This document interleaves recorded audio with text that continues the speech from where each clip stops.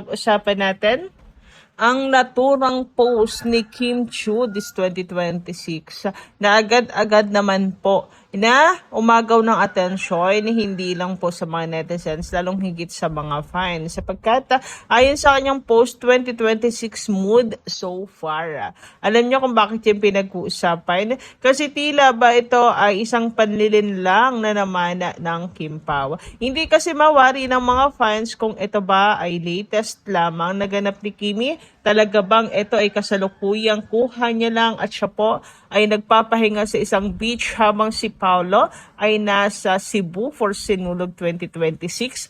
Or ito ay dating larawan pa ni Kim Chiu nakatago sa baol na ngayon lamang pong in-upload para linlangin ang mga fans sa tunay na kaganapan. Marahil there's something in this photo na dahilan kung bakit ngayon lang to in-upload. Marahil may kasama siya dyan, kagaya ng sa Amanpolo. Marahil ay kuha pa daw po ito sa Amanpola na ngayon lamang ipinost ni Chinita Princess. And tungkol naman kasi sa kanyang caption na 2026 vibes, mood pala, 2026 mood so far, marahil, ito rin talaga yung mood niya. Gusto niya magpunta ng beach, this 2026, more relaxing and time, more beach pa this 2026, more pahinga ba, parang ganon. Ito ang gusto niya mangyari this 2026 at mangyayari talaga this 2026. Oy, anong ibig sabihin pahinga na yan this 2026? Talaga bang maglalaylo na sa showbiz? Ay, napapaisip talaga ang mga fans dyan. Kimi, kasi naman hindi na lang anuhin talaga, hindi na lang diretsahin kung nasaan talaga. Charot. And ang isa pa sa dagdag po sa pagkaka-overthink ng mga fans, dagdag na isipin ng mga fans ay ang post or ang comment ng kanyang kapatid na si JP. Exciting times ahead in 2026. Tapos may paalab-alab pa yan ng Apoy Chard. So, exciting times ahead. So, meron talaga ng pasabog. May pasabog talaga si Chinita Princess this 2026. Marami mukhang talagang tayong dapat na abangan. Pasabog talaga kasi grabe namang burning emoji yan, di ba? Parang super hot talaga. So, marami nag-comment dito, ano kaya daw yung pasabog na. Siguro talaga may pasabog silang dalawa ni Paolo. Pero ano kaya yan? May kinalaman kaya sa project nilang dalawa ni Paolo? May kinalaman kaya sa pananahimik na nila sa show business at mag-step up na into another level of relationship? Or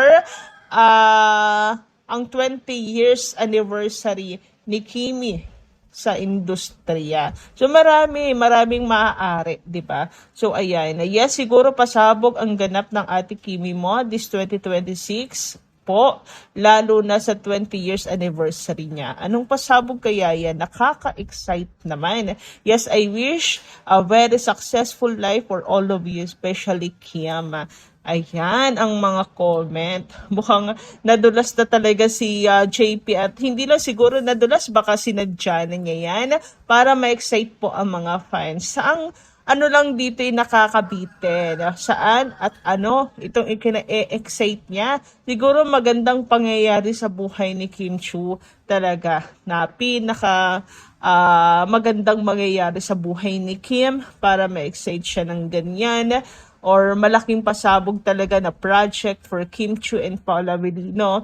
Since lagi silang magkasama ni Pao din, close po si JP and Pao. Si Pao with Kim Chiu's family. Ayan ang mga pruweba. Even po sa taping ni Kim and Paolo, bumibisita si JP.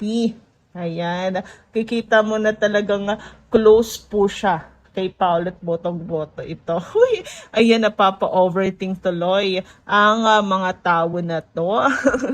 Basta pagdating sa Kim Pao no? Hindi na araw-araw na lang nag-o-overthink.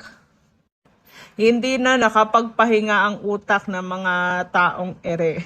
Talaga naman, pagdating po sa Kim Pao, always overthink malala talaga. May ayuda man o wala. Ganyan. Lalo na kapag walang ayuda, naku, nakakapagpa-overthink lalo. Nasa na ang Kim Pao? Pero eto, sobrang nakaka-excite. Abangan na lang po natin yan kung ano man po ang pasabog na yan na exciting daw ayon kay JP. Kung totoo nga, mukhang malaking balita ito sa mundo ng showbiz, lalo na para sa mga fans ni Kim Chiu, na kilala sa tawag na Chinita Princess. Heto ang isang masusing reaksyon at analysis tungkol sa balitang ito. Kung handa na si Kim Chiu na iwan ng showbiz, makikita natin dito na malaki ang pinapahalagahan niya sa personal na buhay at kaligayahan. Hindi biro ang desisyon na iwan ang industriya ng entertainment sa Pilipinas, lalo na kung matagal na siyang nasa spotlight at may malakas na fan base. Maraming artista ang nahihirapan sa ganitong hakbang dahil sa exposure, career opportunities, at ang financial stability na dala ng showbiz. Para kay Kim Chiu, maaaring ito ay tanda ng maturity at pagbabago ng priorities. Baka mas gusto niyang ituon ang sarili sa pamilya, personal growth, o kahit sa ibang career endeavors tulad ng business ventures, philanthropy, o creative projects na hindi visible sa telebisyon. Maaaring may koneksyon ito sa mga isyung kinaharap niya sa showbiz kamakailan o sa kanyang personal na relasyon at buhay sa labas ng kamera. Pwede rin na nagplano siya ng gradual na withdraw, hindi bigla ang pag-alis, para maayos ang commitments niya sa network at projects. Ang fan reactions ay siguradong magkahalo. May malulungkot at magdadalawang isip na fans, pero may iintindihin at susuporta sa desisyon niya. Bilang isang artista na nasa limelight mula pagkabata, natural lang na dumating ang point na gusto niyang magkaroon ng normal na buhay.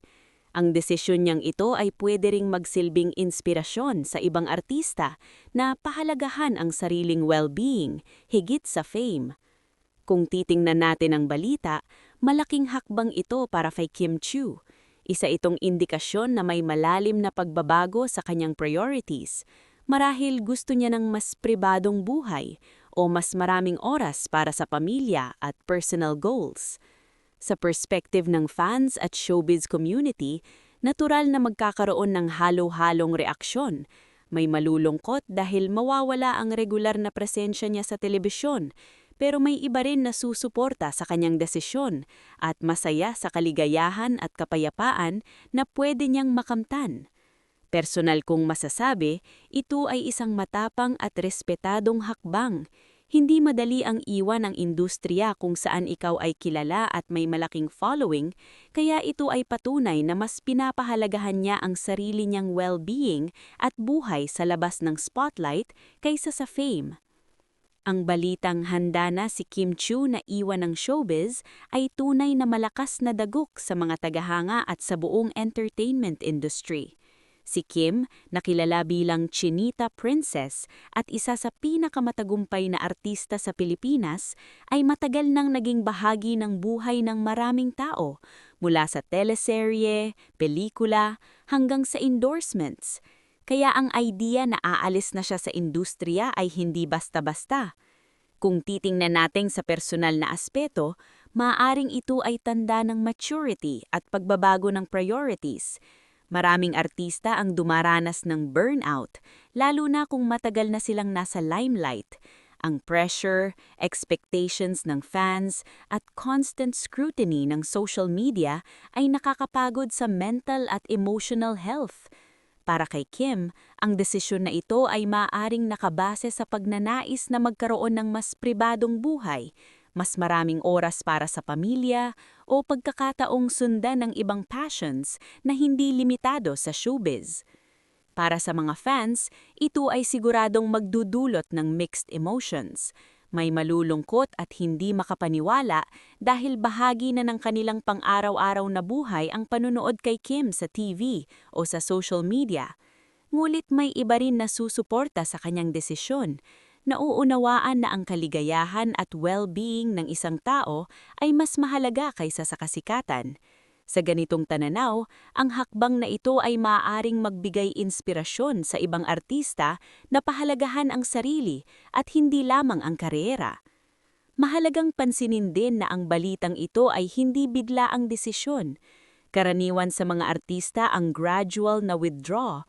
Maaaring tapusin muna ang ongoing projects, planuhin ang future ventures, at siguraduhing maayos ang transition. Ito ay nagpapakita ng professionalism at respeto niya sa kanyang trabaho at sa mga taong umaasa sa kanya.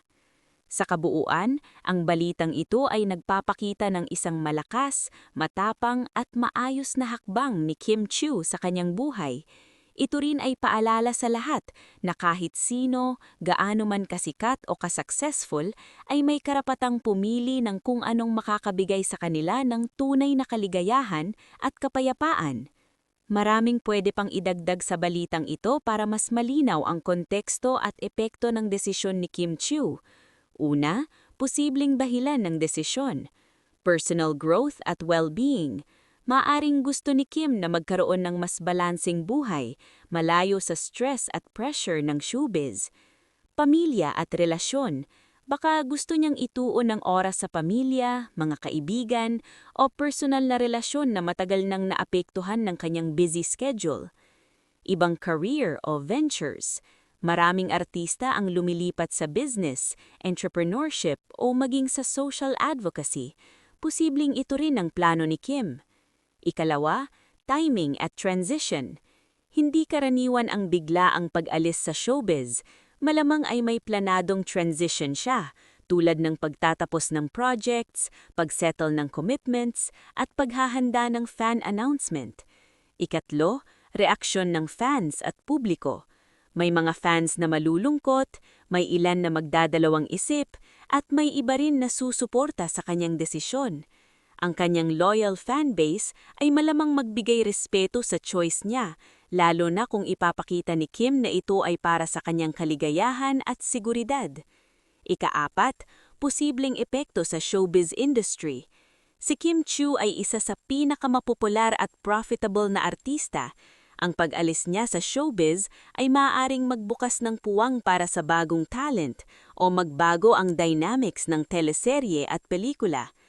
Para sa networks at producers, maaaring maging challenge ang pagpuno sa kanyang lugar sa mga proyekto, pero maaaring magbigay din ng pagkakataon sa fresh faces. Ikalima, inspirasyon sa ibang artista. Ang hakbang ni Kim ay pwede ring maging halimbawa sa ibang celebrities na okay lang mag-prioritize ng sarili kaysa sa fame at mahalaga ang mental health at personal fulfillment. Heto ang isang speculative na future plan para kay Kim Chiu pagkatapos niyang iwanan ang showbiz. Una, entrepreneurship at business ventures. Maraming artista ang lumilipat sa business at kay Kim, pwede niyang pasukin ang mga sumusunod. Beauty at lifestyle brand. May experience siya sa endorsements at beauty industry. Pwede niyang i-launch ang sariling skincare, cosmetics o fashion line. Cafe or restaurant venture. Maraming celebrities ang nagbukas ng food business. Maaaring i-leverage ni Kim ang kanyang personalidad at fanbase para sa unique concept. Digital content platform. Isang halimbawa, subscription-based content tulad ng vlogs, tutorials, o behind-the-scenes na projects. Ikalawa, advocacy at charity work. Kim Chiu ay kilala sa kanyang social responsibility at pagiging inspirasyon sa kabataan. Youth empowerment programs, workshops, seminars, o mentorship para sa mga aspiring artists. Charity foundations, pwedeng mag-focus sa causes tulad ng education, mental health, at women empowerment. Environmental advocacy, pag-promote ng sustainable lifestyle o eco-friendly projects. Ikatlo, education at personal development. Pag-aaral or specialization, baka gusto niyang i-pursue ang higher education, creative courses, o kahit business management para sa kanyang future endeavors. Skills development, acting, directing, writing, or producing para sa eventual comeback o behind-the-scenes work sa showbiz sa ibang kapasidad. Ikaapat, lifestyle at personal growth, travel at wellness. Pwedeng maglaan lang oras para sa mental health, spiritual growth, at travel adventures. Private life, mas maraming oras sa pamilya, close friends, at personal na relasyon na matagal nang na-delay dahil sa showbiz. Ikalima, potential return in a different format. Hindi imposible ang comeback pero maaaring different format. Guest appearances, brand endorsements, or digital series. Producing, directing, or mentoring roles para sa mga bagong artists. Ang pag-alis ni Kim Chiu sa showbiz ay hindi katapusan, kundi simula ng panibagong yugto ng buhay, kung saan mas malaya siyang mag-explore ng iba't ibang passions, negosyo, advocacy at personal growth. Sa huli, pwede pa rin niyang gamitin ang fame at influence niya para gumawa ng positibong impact